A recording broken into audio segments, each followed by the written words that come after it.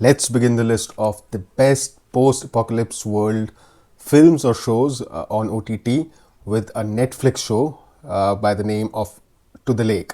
This is a Russian drama come thriller that came out. The first season came out in 2019 or 2020, I think. And to say right off the bat, it's an entertaining show. I think most shows which deal with this scenario are entertaining to some extent, even the bad ones. They kind of, to an extent, keep you on the edge of your seat. But then they you know they lose steam midway, and then you lose interest, and then you end up not watching the entire season or the entire film. To the Lake, is it one of those shows, or is it better than the average post-apocalypse shows? Here we go. So this show revolves around a virus that infects people. It's a contagious virus. You can get affected by it if you come in contact, physical contact with somebody who is already infected. Now, the question is, do you turn into a zombie once you are infected, or is it something else? There are two types of shows we usually see. You turn into a zombie or some other monster, or you don't turn into anything, but it's still a deadly disease. I will not reveal this. Let this be a suspense to you, because in the show, it takes, to some of you, it may take a while to figure out what happens eventually. It took me a while. It took me a few episodes, I think 1 or 2 episodes, before I could understand, I could grasp what actually happens when the characters in the show are infected. The show begins with Moscow under siege by this virus, and how it's mostly in Moscow for now. Everybody is trying to escape from Moscow, but they can't because it's being sealed off. The hero has some people in Moscow that he wants to flee with. He wants to take them out of Moscow and escape to some place where this virus will not reach them. That's also one of the thrilling points of the story. Like, if he manages to enter Moscow, which is in itself a task, and then get out of Moscow with those people, that is a fair bit of suspense. Is he able to succeed or not? You will find that in the show, and eventually the main storyline is they have to get to a lake. Why that lake? What's the significance of that lake? Why is this important? As the title goes, To the Lake. That's the storyline. They have to go to this lake. But why is it that important? You will find that in the show, maybe in the 3rd or 4th episode, that will be clear to you, and it's worthwhile. If you do not mind watching foreign language shows, which this is a Russian language show, you should definitely catch this one. It's one of the better shows on this theme. It's full of thrills. There is enough drama.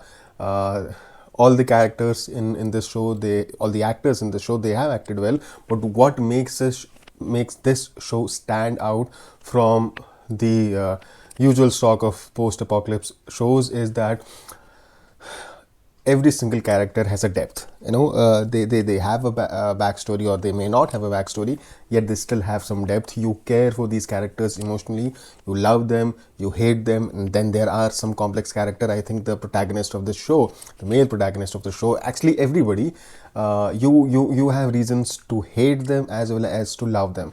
Nobody is always good or always bad. There are shades of gray, and there are you will find yourself rooting for a certain character in this show, and then maybe some minutes later you will abhor them, you will hate them for how they carry themselves, what decisions they have taken in their lives. You would hate them, how they have treated their spouses, for example, or their kids. Even though you liked them, you thought they were the hero or the heroine, or some really cool person in the show, but then you end up hating them, then you again like them. So characters are not black or white. They have shades. They are good. They are very complex.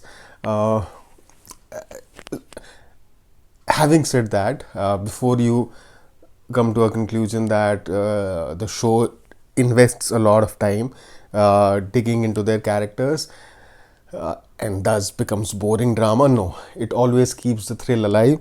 There are issues. I have issues with the main storyline, it can get boring because this is a show that deals with apocalypse, right? So the main conflict in this show between three characters, I thought that to some extent it cheapened the overall environment of the show.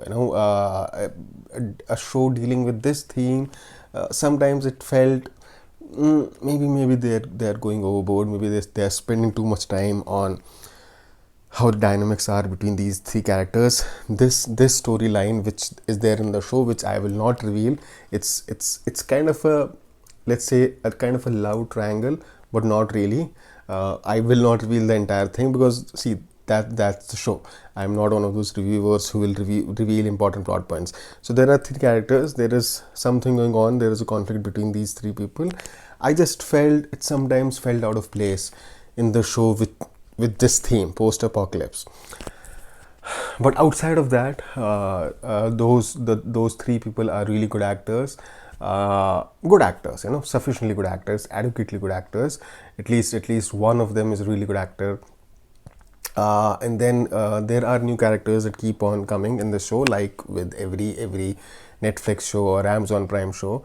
You are not stuck with limited number of people, though. The core group is there from start to end, but then there are new characters, new conflicts, new angles to the show.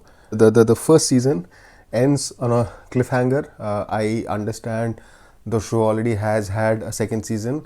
In some countries it has not arrived in India, at least in Netflix, but it will be there maybe this year. It ends on a cliffhanger. I'm really looking forward to see what eventually happens. Are they able to,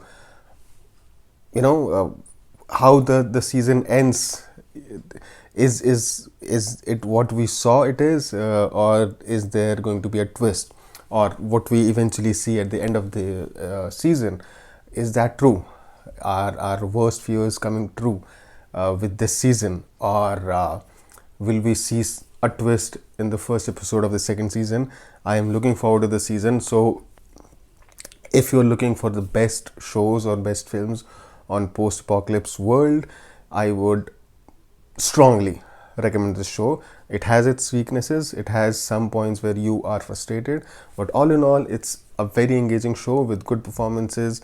There is emotional depth to this, there is depth to the characters, and you should like it. I would rate it 7 out of 10. Maybe there may be people, it's all subjective, right? Maybe you will like it so much that you rate it 10 out of 10. There's not much to choose, but I would suggest you go for it. Thank you.